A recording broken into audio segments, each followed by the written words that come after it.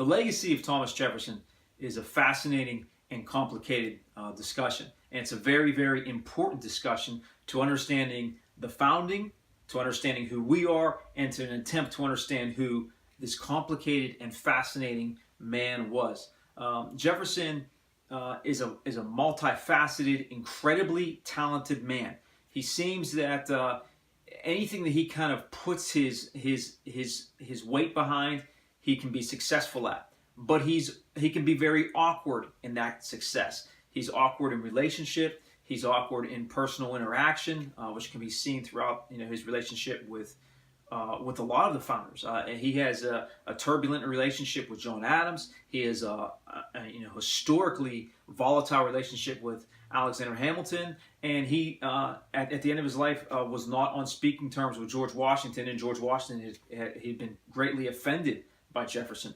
So Jefferson is not, he's an odd individual, and that comes through in a lot of different ways. And that legacy of kind of the dichotomy of his personality, of saying one thing, of dreaming for the world to be one way, and then failing to live that out. That oddity and dichotomy is passed down to us as an heirloom. I mean, we have it as children of the founding, of inheritance of the American Republic. That oddity of Jefferson's personality and that moral failure that he had, we inherit. And it's something that we must deal with openly.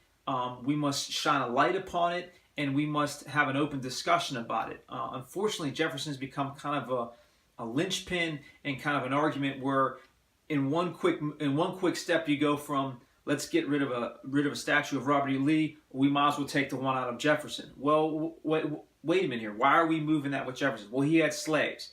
It's so quick and it's so sudden, and we haven't really taken time to walk through this together, because Jefferson has become weaponized. It's more than polarized. He's weaponized, and each group uses Jefferson whichever motive they need at the time.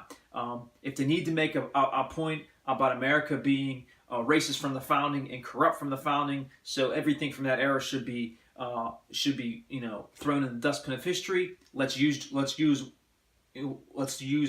Jefferson as that linchpin.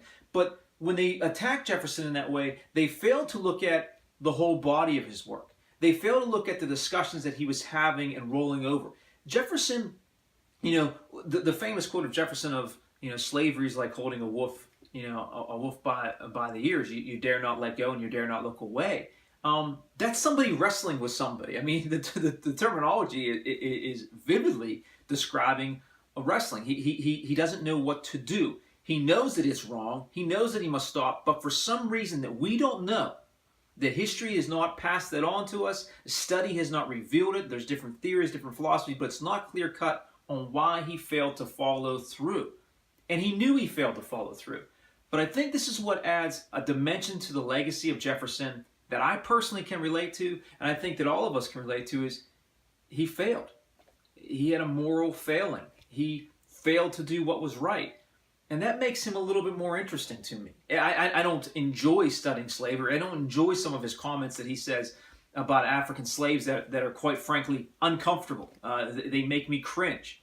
But the reality is that the more human he is, the more relatable he is. The more human he is, the more I have an understanding of his successes and his failures. He's not so ethereal at that point that I can't comprehend him. When I say, yeah, he failed to follow through here. In my personal life, I fail to follow through here. I fail to do the right thing. I come up short.